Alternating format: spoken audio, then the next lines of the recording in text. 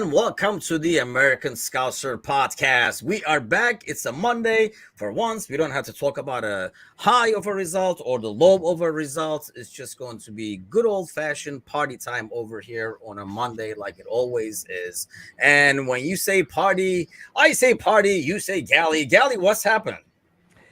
Not too much. Survived St. Patrick's Day weekend in basically the most Irish and St. Patrick's place in all of the world. I don't know if you guys know, Holyoke, Massachusetts actually has the longest standing parade, like of any St. Patrick's Day parade in the entire country. And yeah, we went to the road race on Saturday, and it is just a day of straight debauchery where they shut down the entire parade route and they let people run like a 6K, but it's really just an excuse to make a shit ton of money by bringing all the food trucks and all the vendors out and just creating beer tents.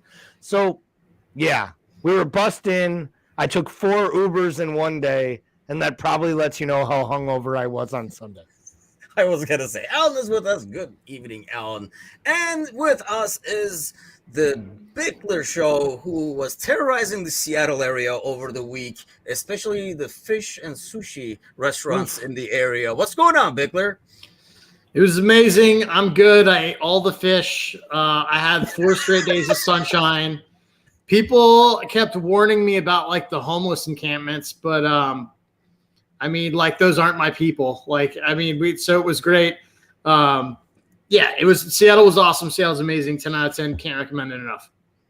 So ultimately, there were a lot of people under bridges drinking and eating out of a pot, and therefore you were at home. Let's face it, people that are riddled with addiction and mental health issues are probably right up my alley. So yeah, it was a great trip.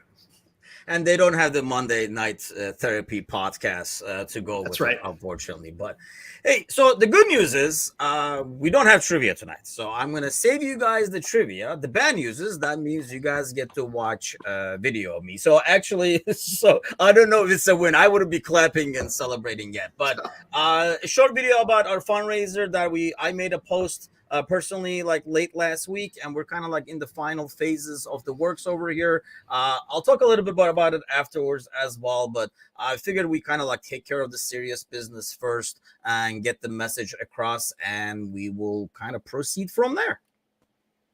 Hello, this is Timuchin Uras with AmericanScouser TV, and as everyone should know by now, Turkey and Syria were devastated by recent earthquakes, which have killed over 50,000 people and injured over 100,000 others. Many regions in Turkey as well as Syria have been devastated with over 1 million people displaced right now. Many still without like a proper water supply, health care, and obviously like a lot of things for children like education, so forth. This tragedy hits particularly close to home at AmericanScouser TV. As many of you know, Turkey is my home country. We'll be organizing a number of fundraising efforts in the near future. So please try to help as much as we can. Getting aid to the people of Turkey as well as Syria is vitally important, and we need your help. If you can donate to any of the causes we'll be promoting, we would really appreciate it. But we're also looking for people to spread the word. So even if you're not able to, perhaps somebody you forward to or somebody you show will be able to donate to the cause. No help is too small. Everything adds up, and these people, especially children in this area that we're going to be focused on really need our help. Details will be available on all our social media pages like Facebook, Twitter, Instagram, and of course here on YouTube TV. Thank you from all of us at AmericanScouser TV. Looking forward to seeing all of us show this You'll Never Walk Alone spirit and kind of like help a lending hand to the community out there. Thank you. So as I warned you guys, one thing worse than me talking live is me trying to read and talk at the same time. But so it's obviously, like I said in the video, it kind of like hits home to me. So I definitely want to thank, you two bozos to start with over here, and everybody, all the other American Scouser website contributors to kind of like, kind of support me in kind of like putting this together. And actually, we have put together something really well with the help from a lot of people. You guys saw the pictures over there, and we'll have that interview up shortly as well from the Liverpool Sporter Club in Turkey, mainly based in Istanbul, sounds like, but throughout Turkey over there. And Anfield Shop, a lot of like different artists, some from Liverpool, sending items to our silent auction. Like I say, Anfield Shop has been a huge support.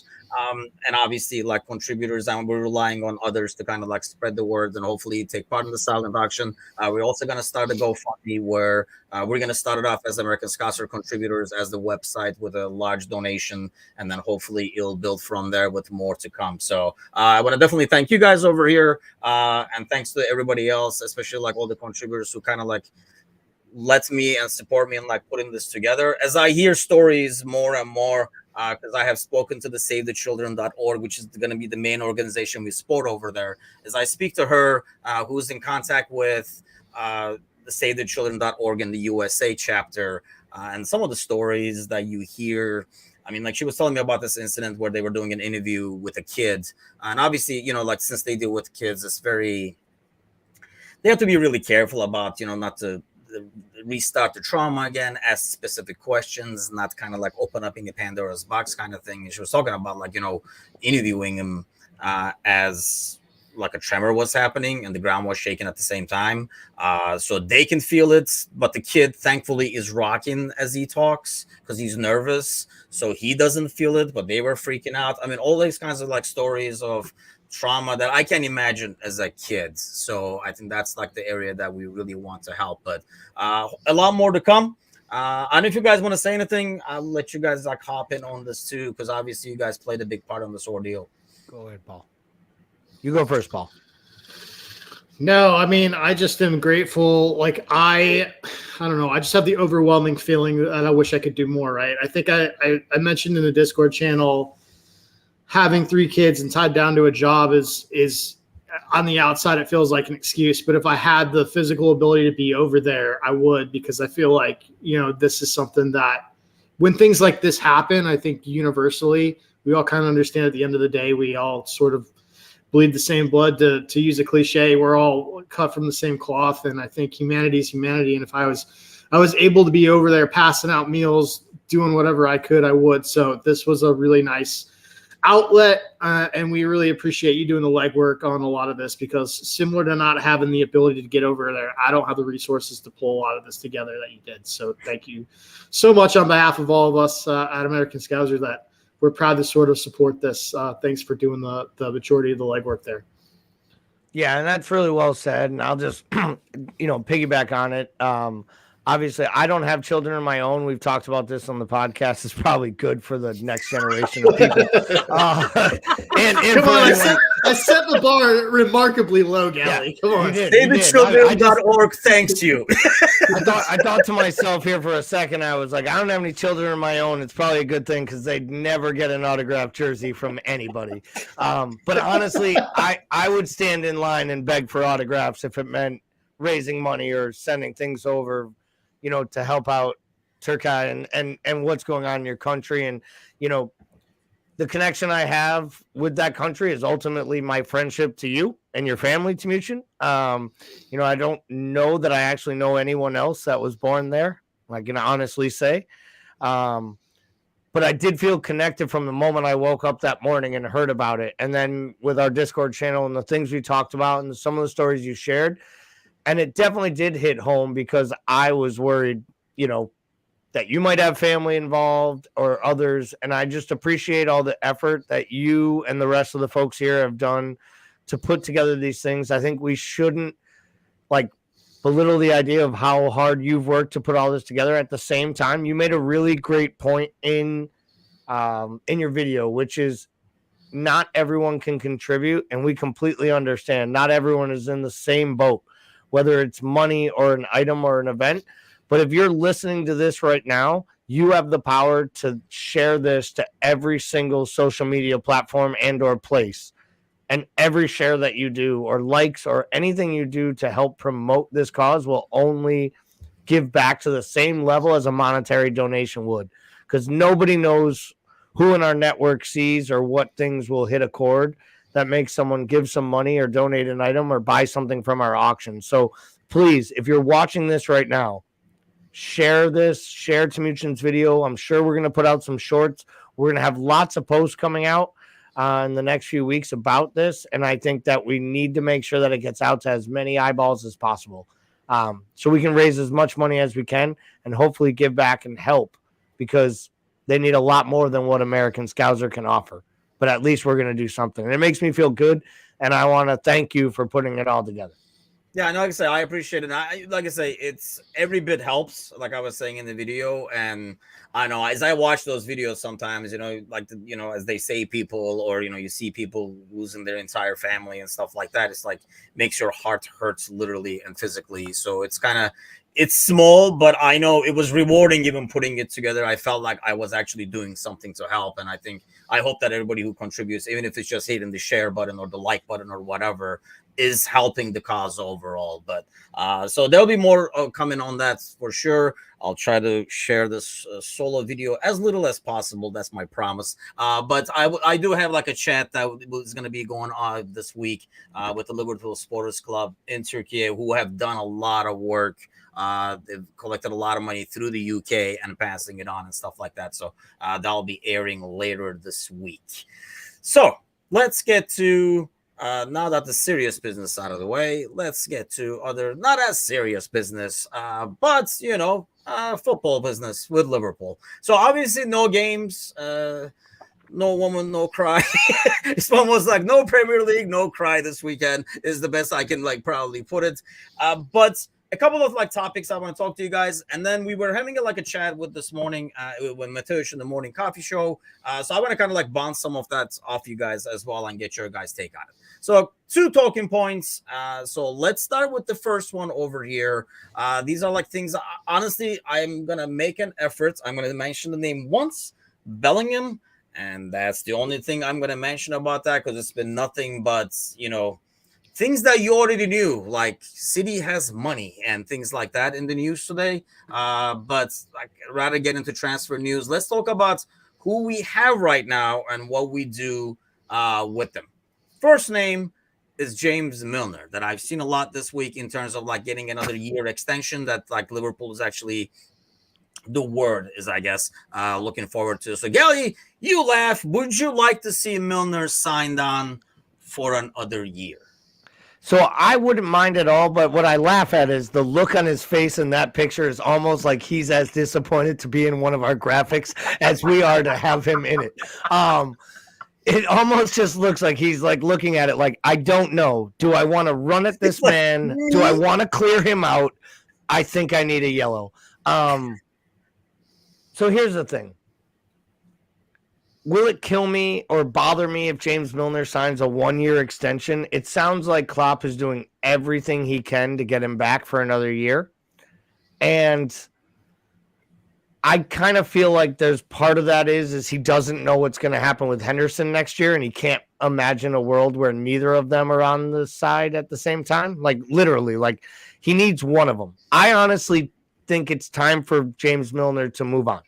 Either go into coaching, play somewhere else, or maybe hang up the boots and really move into the backroom staff, in my personal opinion.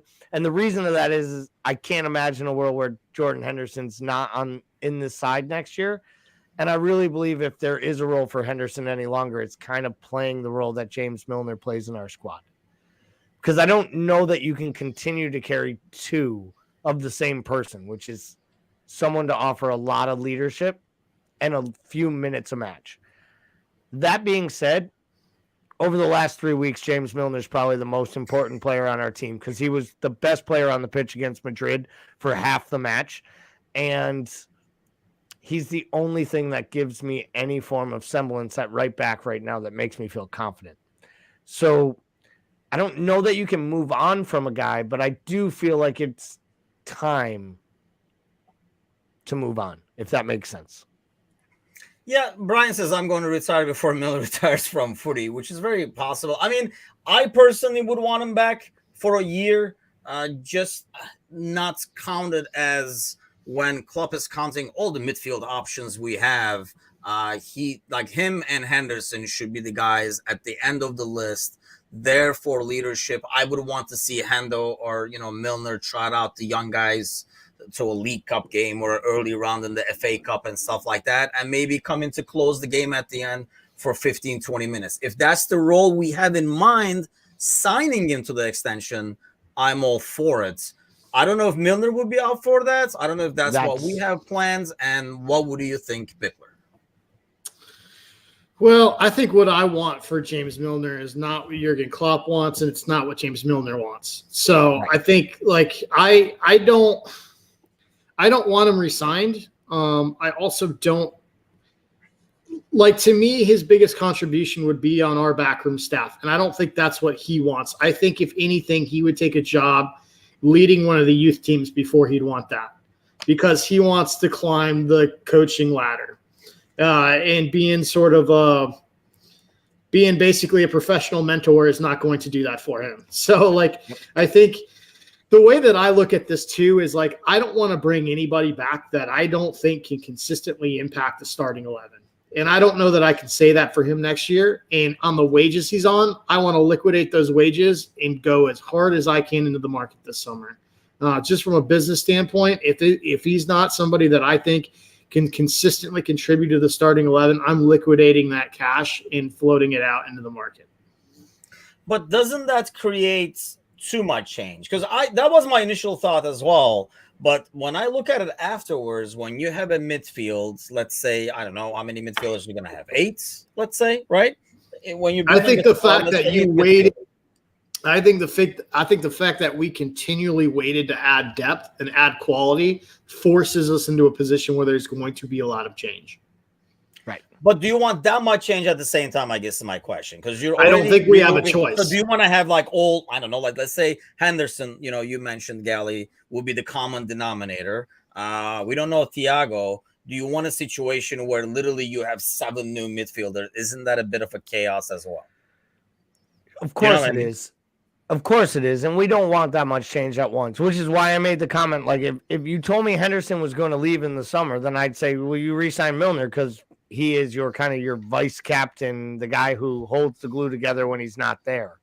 The Polish Prince made the comment, he can go to Leeds to bring them back up. And I said the opposite, right? It was a couple weeks back. I was like, if I were Henderson, I would be transferring myself back to Sunderland, try to help them regain their status in the Premier League. And honestly, it would be in my opinion, it would be the greatest bookend of an all-time great English player. If Henderson ever went back to Sunderland and captained them to bring them back to the Premier League and then walked into the sunset, honestly, there's nothing any English person could ever say about the guy. He left the club. They fell apart after he left. And then he went back and helped rebuild them to get them back to the status. And I think that's what Mateusz is kind of saying about Milner going to Leeds, help them get back up. I just think there is a rebuild that's required. It's probably 2 or 3 youth players. Maybe it's Tyler Morton and Bajcetic playing at the end of the 6, 7, 8 midfielders. It's 3 brand new midfielders. And it's probably Fabinho, Thiago, and Elliott. That to me feels like what the future of this midfield is. It isn't 7 new players at once. Too much change, yes. But here's the thing, to Paul's point, we've put ourselves in a position of requiring that much change, whether we like it or not.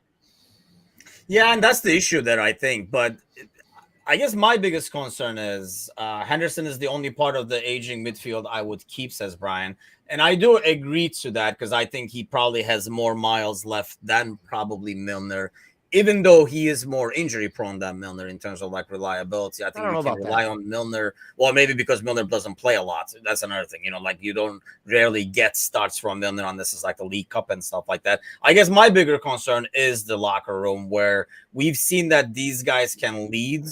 And I mean, Bickler, I know, when a player is not very good, the usual common thing is but he's a great locker room guy and stuff like that. We hear that all the time. But I think the importance of that is sometimes not seen by many people. If you remove, especially both, even if one, I feel there's a huge void there. And I don't know who fills that. out of everybody on that squad right now? Because we don't- already talked about in the past that even when we give the captaincy ban to Van Dijk, his place seems to drop. Yeah, It's not Virgil.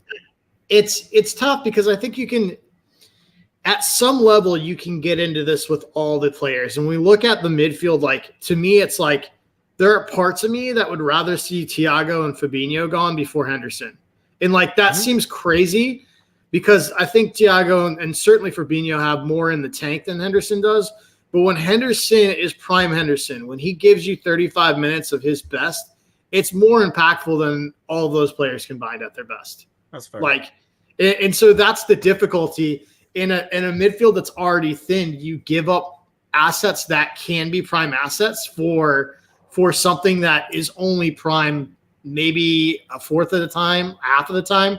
It's a really difficult thing. And yeah, Henderson holds together a lot of this thing from a locker room standpoint. Yeah, you look at Fabinho, and like Fabinho is considered really important piece of the team because his wife holds the social scene together. Mm-hmm. His wife is instrumental in getting a lot of the foreign players together when they first joined the team, holding the social functions, the Christmas parties, in a lot of the way Lucas Leiva's family did when he was there. Yep. Yes. So like all of these players have a lot of things that we don't see behind the scenes that are really important. And that's why it's heartbreaking on a lot of levels when you have to come to these decisions. Yeah, and I think that's why I feel like we're on the same page where we're okay with the concept of, Milner signing an extension as long as the role is a lot more defined and he's not the fourth name or the fifth name in that midfield list, but more towards the end who can kind of like come in and, like adds, maybe like finish a game off, lead the youngsters in a League Cup and stuff like that. I just don't want, Klopp counting the midfield next year and starting with like Fabinho and then like basically count all the old four guys first. And then we only add one name. So the second one I wanted to bounce off you guys because there's a lot of talk about it. And I know we talked about it on the Discord channel as well, is Mo. So, Bickler, let's start with you on this one. A lot of chatter about, either cashing in from Mo while we can, because there's a lot of the bad mouthing of Mo talk is I just find astonishing, first of all, in terms of this year's performance. Don't even get to that. But moving forward, I mean, we talked about this in the past. Gally, especially us, talked about, getting money out of guys before their contracts expire, getting value for them. Where do you stand on Mo in terms of, do you, like if PSG or somebody comes knocking, do you get as much as you can, reinvest, or you do need a key piece after all? In every team. I'll tell you what, I certainly wouldn't be against it for the right offer. But I will say this, we have failed to consistently find a backup right-sided attacker, let alone a primary right-sided attacker. So like I worry about what that looks like. Like what are we essentially getting in return for that with that reinvested into the squad, right? Assuming that it gets reinvested. Do we have people like we talked about this? Is the future Luis Diaz on the right and then Gakpo and Darwin? Like, is that the future? Like, that's the only thing that made sense to us. The problem with that is like, we don't know what Luis Diaz we're getting back. Yeah. He's had two major injuries to the same area. We don't know. Like, and we talked about this with Verge. Like, we haven't seen we haven't seen the explosiveness from Verge that he had before the run-in with Pickford. We haven't. And so we don't know what Diaz is going to look like. And that's my only hang-up. I'll tell you this. If we have a clear plan and we have a right-sided attacker that we think can fit the bill, and he's either in this team or getting ready to sign the dotted line, I would say go for it and let's liquidate and reinvest in the squad. As controversial as that will be, I am not a Mo hater. I do not think he's sitting fat on a contract this year. I don't think he's disinterested. I think he's one of the few players that's consistently engaged. I think he struggled with all of the newness. We talk about the newness. I think no one has struggled more than that with the dip and transform and not having a prime Henderson behind him and having two new partners up top. I think Mo has been consistently impacted the most in this side with those changes. And to be quite honest, if we look at the matches, almost anything dangerous that's happening consistently is going through Mo anyway. Still. Yeah. Like we're talking about a player that's still going to land on the plus side of 20 this year for goal tallies, So it's tough because he still is our gem. I don't think people see him that way, but he still is our crown jewel, I think, up top. And so I think it makes sense to move him if you get the offer. I think it's a definite. I think it definitely will negatively impact if he goes. We better hit home runs if we reinvest. Yeah, I mean, I think the whole like picking up Mo's performance is kind of like a easy talking point. He signed the contract. He's sitting fan. I mean, I don't know how many players can you pick from the squad right now this season saying like, oh, we're getting our money's worth. That you single out Mo, who probably is producing the most, and has been affected the most with. I mean, look at Transform. I mean, like I say, when you pick players, I think we're all putting Ali on top probably, right? I mean, we were looking at the stat earlier today in terms of how many goals he's saved and what he's contributed. I mean, if we're going down the list, I would think, Gally, we're putting Mo in the top 3 or 5 at the most in terms of players, best performing players this year, aren't we? Or most contributing, maybe we should say? He's by far the second most effective player. If we were looking at effective ownership, like what player on our team has effectively performed to the levels we anticipated, he's right up there. Ali obviously is number 1. I would argue that when playing, and I will caveat this with has not played enough, I would argue Konate has been the second best player in the entire side this year. When playing. Now, he's not playing enough. He hasn't been healthy enough, and that is his number one thing. But to Paul's point, Paul made the comment last year, mid-year, when no one wanted to hear it. He's not Virgil van Dijk's future partner. He is Virgil van Dijk's replacement. Yeah. And when we start getting linked with Gvardiol, I see all kinds of people say, well, where are we going to play him with Konate? Question is where's Virgil van Dijk going to transfer to when he's not a starter? And I'll be honest, everyone wants to sell Mo because they think we can get a fee for him. If the right fee came in for Virgil this summer, they would consider selling. No one wants to hear this, people. But at some point, again, it's going to come back to Gally's point of 3 years or 2 years plus on this podcast. You have to sell players at moderate performance. You know what made, like, we've talked about different sports on this podcast a lot. What made, like, Bill Belichick the best football executive for a long time was he got rid of players one season before they fell apart. Yeah. He'd get rid of a guy like Richard Seymour, bring back a shit ton of revenue and credit for him, and then all of a sudden the guy'd be gone in Vegas and no one heard about him again. But he was a Hall of Famer when he played for Belichick.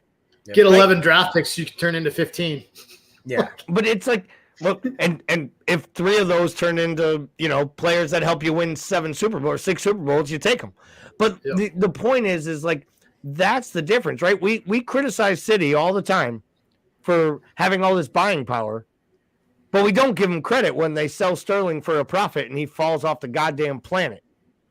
Or they sell Ferran Torres and he's done nothing since. Or, the Leroy Sané looks like a good player, such a good player, Bayern had to go out and buy 2 other wingers and give Koeman a bigger contract than Sané. Like, at some point, you have to sell players with value.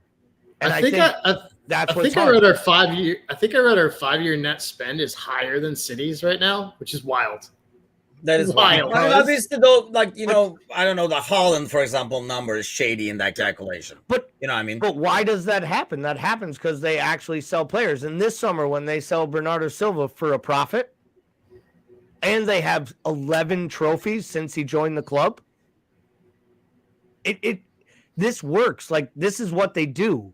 They got rid of Fernandinho, and people went, what are they going to do? They lost Fernandinho, and then they rolled out Rodri, and we're like, hey, we got the best one of these in the league. Yeah. I will say, I think that model, like, yes, you're right. And we used to do that back in the day when it was like we had to spend to buy, like we did do that. But that was when we were targeting sort of these Moneyball players, the younger players that are going to roll in and we roll them out.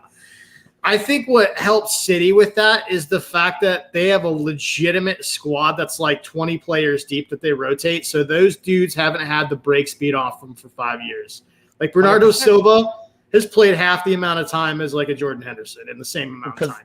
Like they bring in Gundogan and they don't drop off to bring in a high. But I think that's player. more Pep too. rather than I think it's the manager and the system. You've got players that are bought into the rotation, right? And he just consistently rotates to the point where I can't play fantasy football anymore, so I just don't. And I think that I just think that like with our system, like Jurgen's either going to have to learn to adapt to that, or we're going to have to turn players quicker. And I think that's where the Mo, Virgil, no one wants to hear this. The next one that might be on that list might be Robertson. He's about to be 29, 30 years old. The legs are going to come off. We've seen a little decline, but not enough that he's a problem. But you have to pick your spots and start to move and change this team over, because we're not going to spend with this ownership group to the level of our competitors. We know that, right? So we have to be unique about how we do business. And that's why last summer I said I could see giving Mo this money, because you can't lose Mo and Mane in the same year.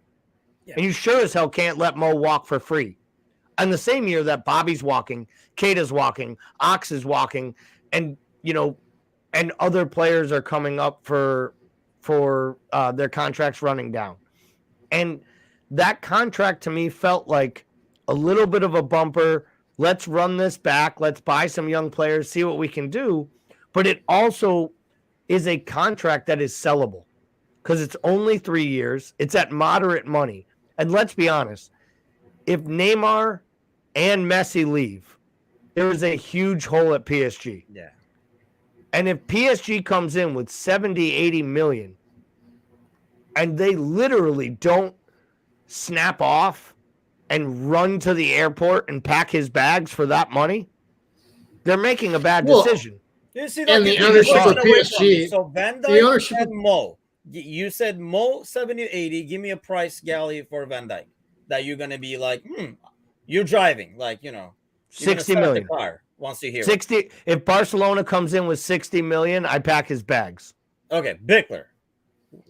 I know you're not going to get your ass out there and start the car, but how much would you take for them? What's a good offer for you that makes you I actually like both those figures, and I think the PSG thing is a very real scenario, considering the fact that as Qatari owners and they're getting an Arabic face to that franchise, I think they would absolutely kill themselves to do that, and hopefully they do that financially. Because I think they could probably we could probably milk that cow for quite a bit. I guess my biggest concern is, again, goes back to what we were talking about Milner and stuff, almost doing too much change at the same time. And I understand the getting money and value. And I feel like at that time we said, we're going to take money from this guy when we sold Mane, and we put our chips on Mo, and we said, we're going to keep him, which I still think was the right decision in terms of what he brings. But that's why probably I'm a lot more hesitant. Actually, the Van Dijk thing actually is more intriguing to me, but that requires you to turn that money around right away and get those, get 2 center backs in there. And here's the question with that is, can we rely on Konate to stay healthy? So that's a huge risk, because he has not shown that he can be. And you look at aside from Van Dijk, aside from that large injury, he has been a healthy dude. Has he been back to 100%? You can debate that. He has not. I guess you can't even debate it. I don't think he has. But, you look at everybody else on that squad, none of them are healthy except Nat Phillips. So, Gomez, Matip, Konate. You can't rely on okay, he's going to be our number 1, and then we're going to get these 2 guys, and hopefully they'll be number 2. I think that's the part that scares me about the Van Dijk thing. I mean, I'm okay with those numbers, but are you trading let's say Mo, ultimately, if you're doing 70, 80 for a top-notch midfielder as an even swap? Or are you going to replace him with a young guy that's 15, 20? Well, my hope is that there's 150 to 200 million that they keep claiming is there for this summer. It's been waited for, it's been allocated, they're ready to spend when the right players are available for Klopp. Well, if you have 150 million available and you're able to make 100 to 125 million in sales, then you should be able to go out and buy 3 or 4 impact players there. 2 or 3 go right into your 11, whether it's Bellingham, whether it's Mount, whether it's Rice, a Nunez. And I think if you're making those type of moves, and you have to remember, you've seen real strides in Nunez. You've seen real strides in Gakpo. I think you've seen some good things in even Jota coming back and playing with Gakpo in that last match through the middle. Like, this is what the future is. And maybe then you find the role for Carvalho on this side, or he doesn't work and you move him on. Maybe Ben Doak does allow you to play. He doesn't have to be Mo's backup. He can be your fifth, or he can be your Taki. It's him, or, I just think there has to be a moment where we say that there needs to be a complete overhaul. And I think part of that sometimes starts with turning over your best players. Because when you keep your best players in place and you just overhaul your role players, they get lost like Harvey Elliott is right now. I'd argue right now, outside of Allison and Konate when he plays, our third best player this year, start to finish, is probably Harvey Elliott, which is probably why we're in the spot that we're in. He's played way too many minutes, gotten too many starts, and he's appeared in every single match. Like he's an intricate part of our side, and he's 19 years old. And there needs to be a balance of that. But I think the older you let your stars get, the harder it is to turn that over. And what I don't want is 3.5 years of that last 2 years of Brendan Rodgers and the first year of Klopp. Because honestly, guys, I'll go through it, but I don't want to go through it again. I won't lie. So, I mean, obviously, this is going to be going on. That's why I'd rather talk about current players and what you guys want to do with them than all these 80 names that we're like monitoring. So, gut feeling time, though. September 2023, when the starting 11 on the game comes out, are Van Dijk and Mo and Milner on the squad? Bickler. I mean, might be the 11, but are they on the squad? Let's go with that. No, I don't think all three are. Okay, which one you're voting out off the island? One is.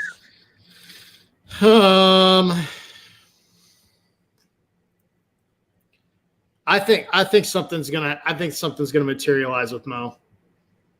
Okay, Gally.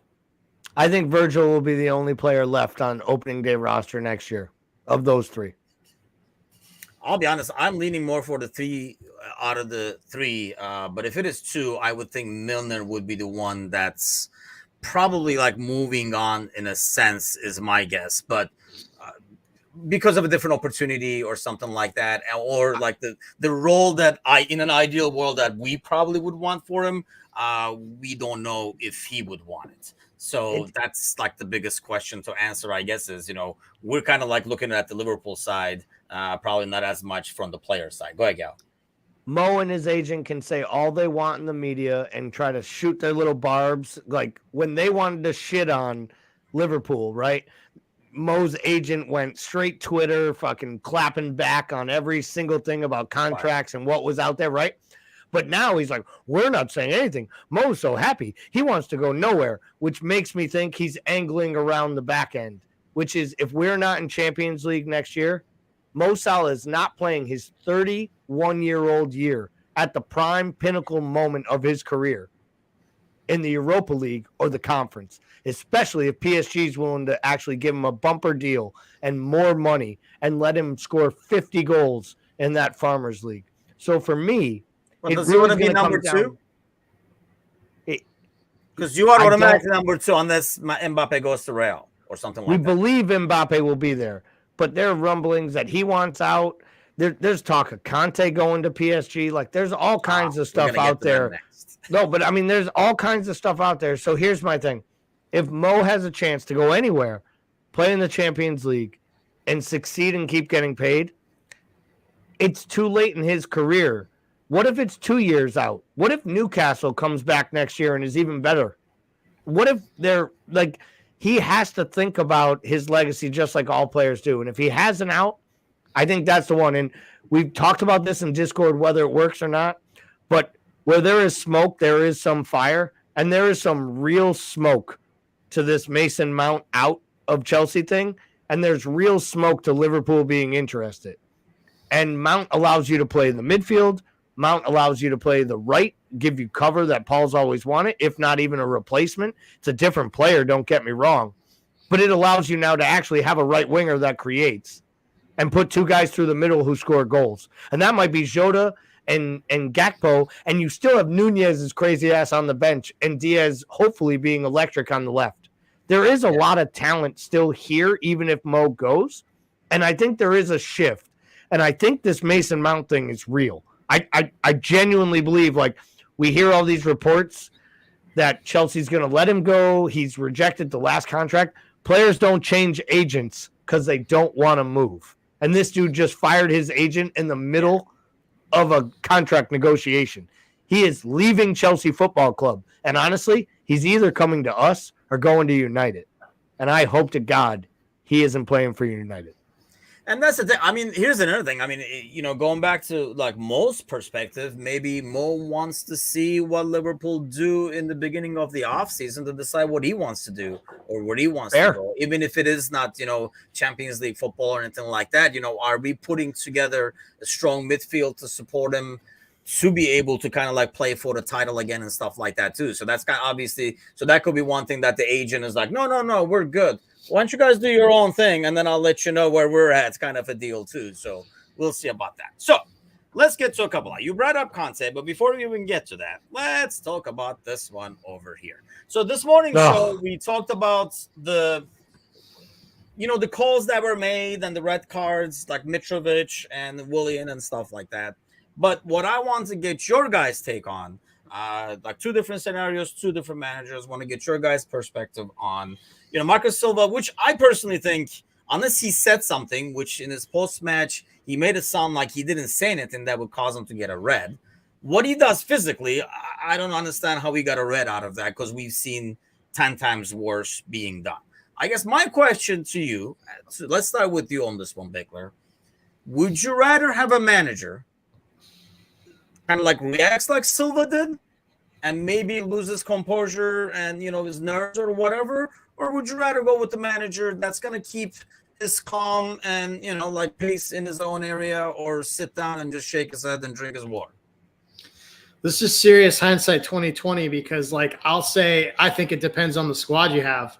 I mean, if you've got a veteran, headstrong, experienced squad, I want that dude that's going to take the card for the team, right?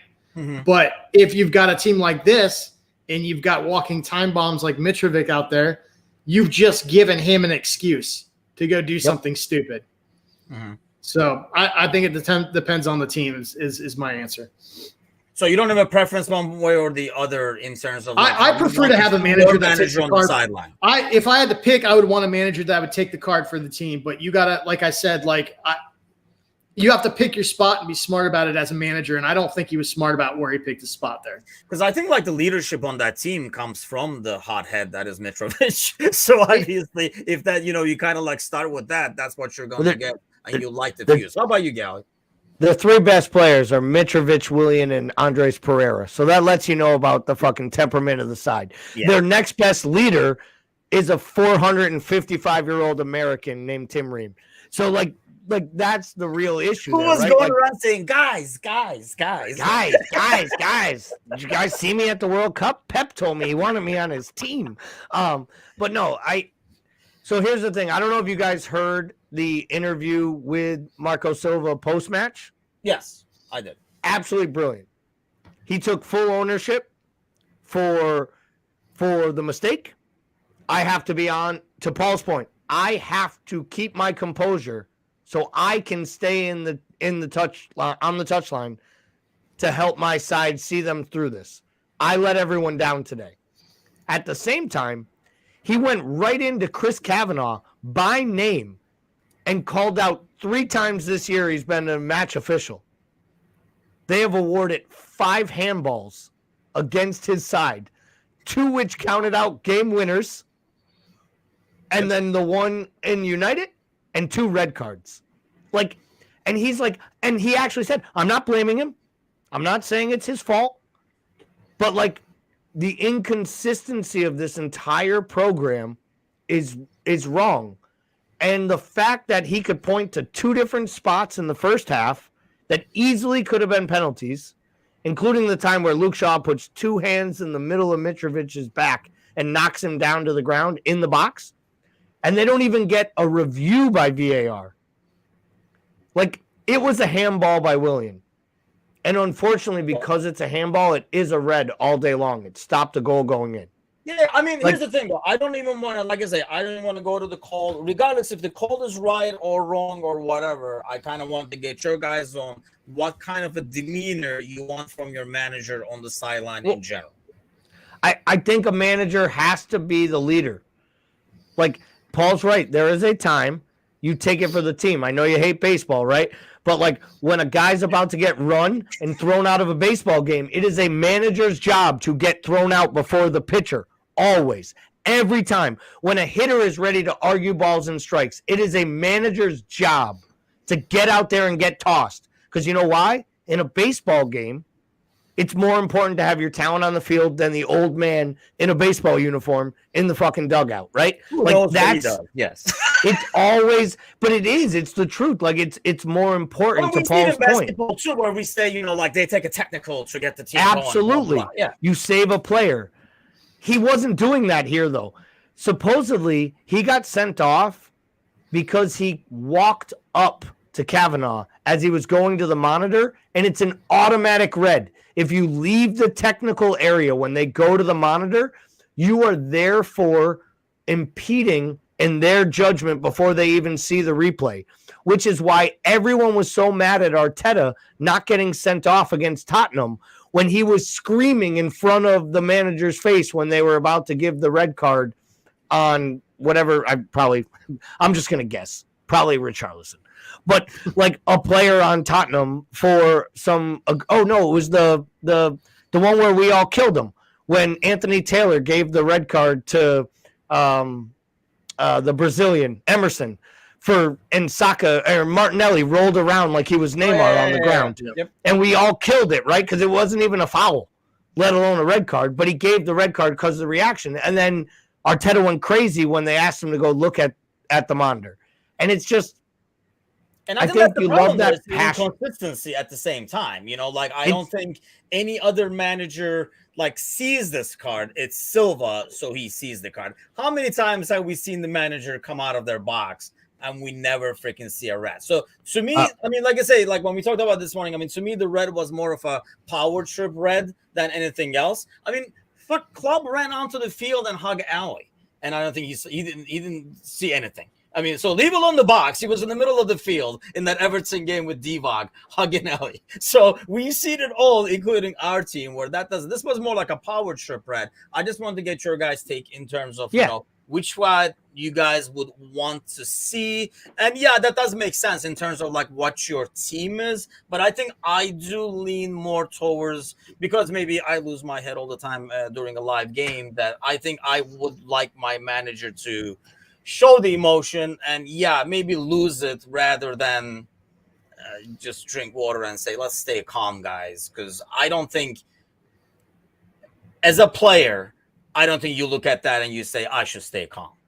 I understand what Bickler is saying. I'm sure it fuels the fire if you see that guy yelling too. But I don't think if I see if I lost my shit, I've lost my shit. I don't care what's happening on the sideline. I probably lost it. The problem I think over there starts with Fulham, where it is Mitrovic as one of your leaders. It's just so sad. It's just so sad, though. They had outplayed United for 70 minutes at Old Trafford, and they deserve to be there. They deserve to be at Wembley to play Brighton for a chance to lose to City by 5 goals in the final. They earned that right by outplaying a team that tried the whole match to play. And Silva did everything right. He set up his team right. And you know what the crazy part is, guys? If 155-year-old Willian doesn't work harder than he did the last 2 years at Chelsea and the whole year at Arsenal on one play for Fulham to get back and run that thing down, it's 1-1. 11 on 11, 1-1, and we're just going forward. But instead, Willian works his ass off. It's now 1-1. You're down to 10. Then you go down to 9. You lose your manager. And we all knew it was good night the lights. The moment Mitrovic puts his hands on the ref and gets that red, it's over.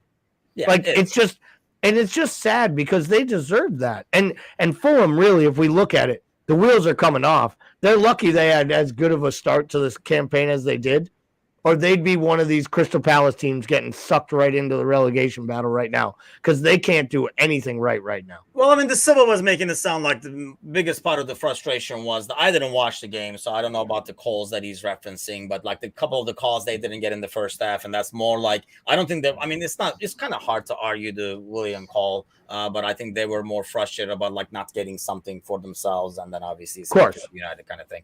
Brian Shelton says, yeah, what a shit show. He could possibly be talking about the podcast too, so I don't know how to take that one. But next up, speaking of managers over here, let's talk about this dude, because I mean, this was probably the best 10 minutes I spent last night was watching this post-match press conference. And here's the thing: you got to give it to the media. When these are the screenshots they took, you would think he was yelling and screaming the entire press conference, whereas it was like a very calm and collected, like the head of the mafia telling people he's gonna kill their family in a calm tone, kind of a chat more than anything else. So before we go to details, this is what I wanted to kind of like hear what your guys' take is. Do you like this dose of realism from your manager? Yeah. Well, yes. Yes. I knew that. That's why we started with Gallio on this one. Because we talked about this before, right? About Klopp complaining about, the field is too dry, too wet, the grass is too tall, too short, and stuff like that. And there is something to be said about sticking up for your team, but sometimes you gotta kind of call what we're all seeing as well. So I think actually him calling out some of the players, I think he went too far. He did. He went too far with as far as he attacked everyone. He basically attacked everyone, including the tea lady. Pretty sure he said, like, she serves me tea and not red wine. Who the fuck does she think she is? Like, I'm surprised he didn't call out his freaking, like, Lego fucking hair weave barber that fucking helps him keep that helmet on his head for the entire match. I was waiting for him to literally grab the hairpiece and throw it at the media and be like, and look at me. Look what they did to me. I'm bald. And people would be like, you've been bald since you were playing. But in all seriousness, he called out an underachieving group of players. And now he has to take a lot of ownership, and he is Italian, so he will take none. He did, though. I mean, in that press conference, he did. He just basically said, it's not all the manager. Did he? It's can't. Did I he? thought he did. I thought he did. I thought he said, I'm not. What I took from that one was this club has been changing managers like freaking underwear. And obviously, manager is not the problem. He went after the ownership, who I feel like, we're talking about this, Mateusz, about too involved in perhaps, hanging around too much and wants to be almost too hands-on, to players who are very comfortable always playing for 4th, 5th, 6th and not under pressure. But he did say it's like the fault goes around, but you got to see these two other chapters and not just focus on the manager. I love this dude and said he would be a success. He's been there for 3 windows. They've spent £250 million on players during his 3 windows and have kept him his 3 best players the entire time. And they are no better than the day he showed up. That's why the ownership is not just about money. It's about working environment as well. What do you think, Bickler? I think this sounded like a resignation, if I'm being honest. I mean, to me, this reminded me. This reminded me of the dude getting on the intercom at Walmart and like calling out all the managers and being like, "Janice and Floral, you're cool. Everybody else, like, kick rocks. I'm out. Peace." And then clicking and hanging. Like that's what it reminded me of. And I think he's right. I mean, I think to me, this was just like, if I'm going to make it here, I'm going to say what I want to say. And if I don't make it here, I'm cool with that too. To me, this was essentially an open resignation. And I think he was spot on. I don't think he took as much of accountability as I would have liked him seeing for his own part in it. But I do think he's right in saying, look, this is an ownership team that's comfortable not winning, essentially. This is an ownership team that doesn't care about going out and getting a trophy. They can say they do, but they're not legitimately showing that they care because they're allowing these things to happen. And I think for the most part, I think is true. But like my takeaway from that is this is Kevin on the intercom at Walmart resigning. Like that's what he's trying to get fired. It's like yeah. Yeah, I mean, I think like if last week didn't work, he's like, okay, like the whole Richarlison thing didn't work. Well, like how about this then? And then just like with that press. Let me go after the owners. Like I said, we can argue like the legitimacy of it, and I guess my bigger question to you guys, what I wanted to get from you guys is that what you wanna? Is that the kind of honesty, the level of honesty you want from your manager in some of these press conferences and calling out whoever needs to be called out? Because we've criticized in the past about just giving the standard issue answers like, oh, we'll solve that on the pitch in the locker room.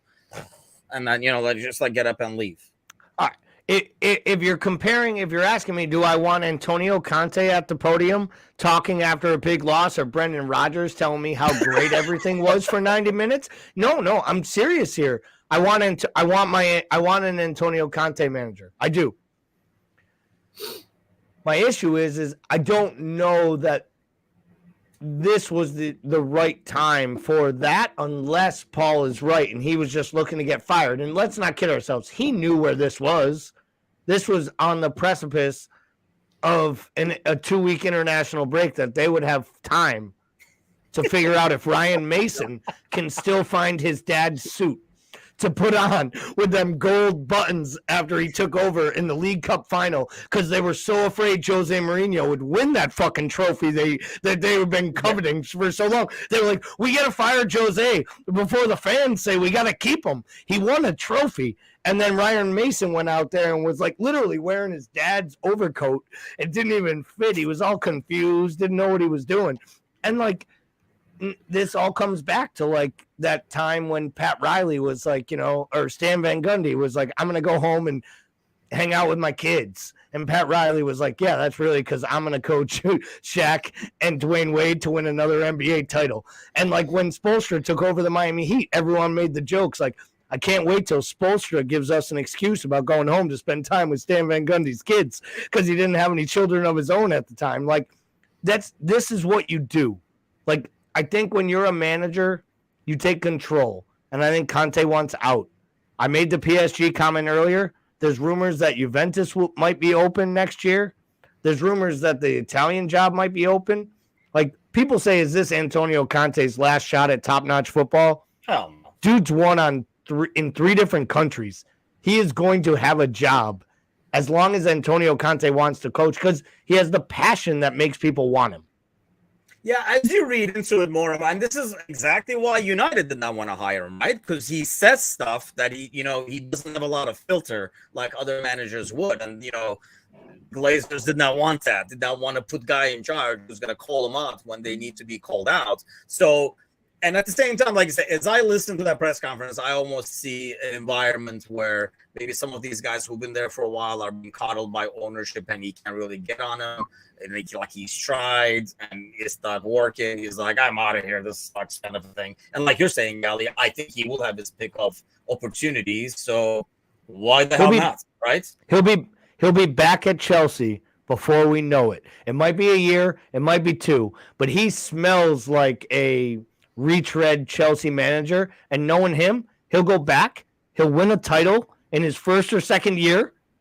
He'll be jumping in the crowds and hugging crazy people like a crazy-ass Italian man, his hair almost falling off. And then he'll be fired in like a piss storm with upper management, like he is everywhere he leaves. The guy was a legend at AC Milan, got fired. Legend at Juventus, got fired. It's inevitable. Similar to his temperament when he was playing, really. I mean, that's just like how he rolled. Victor, how about you? Level of honesty from Conte, I guess, to the bar set at like Brendan Rodgers. Like, where do you fit in that scale in terms of like what you want to hear from your manager? I'm opposite of Gally. I don't want that in my manager because I feel like if it gets to that point where the manager is essentially cutting the legs out under your ownership, you're basically flipping the power. And if I'm an ownership team, I want to work with the manager as one sort of cohesive organization. And I think Conte very easily makes it him versus everybody, everywhere he's gone.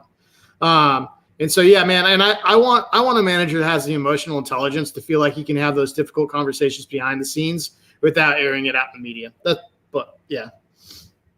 Yeah, that's fair. Like I say, I'm kind of like torn where I do want that honesty where if the players need to be called out at a certain game to be able to kind of like do that as well and not make up excuses for them.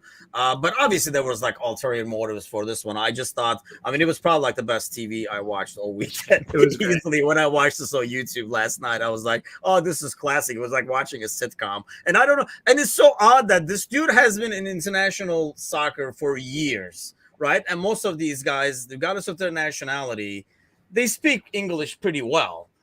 You might still like sense the accent and stuff like that. Probably like freaking mine. But, they do. He speaks like he's a tourist, like he just learned English. And it was so freaking awesome to listen. I really like enjoyed it. So they're going to get your guys' take on it as well. I think, like you're saying. Can you imagine him and Rick Carlson in training? Got to be hilarious. It's got to be absolutely my bet is though.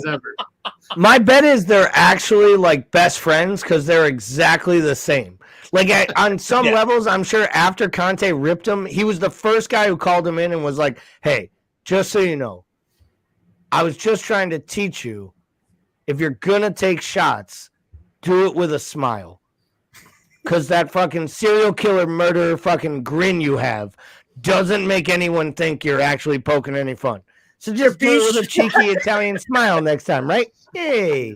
And you can see it. Like, where I'm with you 100%, Paul. I was making the comments about being real about what you see on the pitch. And where I actually disagree with Alan, I think if Spurs wanted to keep him, he would be fine with the players.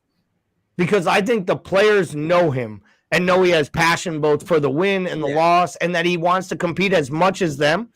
And I think that's the reason you've never heard Kane or Son or any of the players who have enough cachet to throw down on him never have. And I think the players will be fine because you can make that back up. To Paul's point, which I wasn't actually making, I don't want an ownership. I do not want a manager who throws ownership under the bus. Because as soon as you do that, you create a divide with supporters that is unfixable. Because let's be honest, every supporter in the world blames ownership for everything, players a little, and likes to make excuses for managers because they're the ones who speak to us and tell us why it's going to be okay. And we watch it all the time, guys, right? Everybody hates FSG. We're frustrated with the players. And Klopp's a goddamn saint who walks on water and can do no wrong, no matter how tactically wrong he gets it, how bad he steps in it, or he bitches about the grass being long and the water being too wet and the ball not moving fast enough or not having enough air in it. Like, and what do? Well, he's Klopp.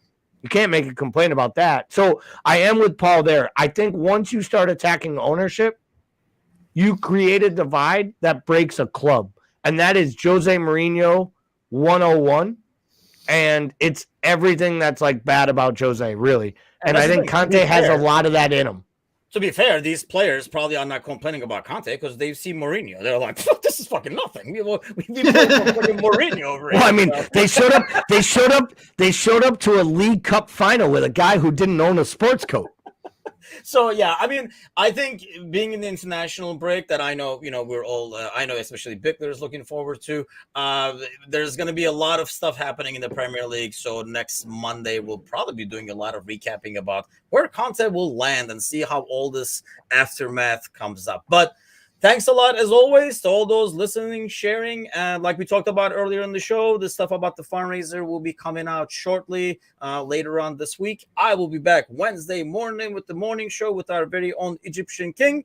Until then, have an awesome week, everybody. At least there's not going to be any need for disappointment. No highs, no lows for 2 weeks. We can all relax. Have a great evening, guys, and a great week. Take care.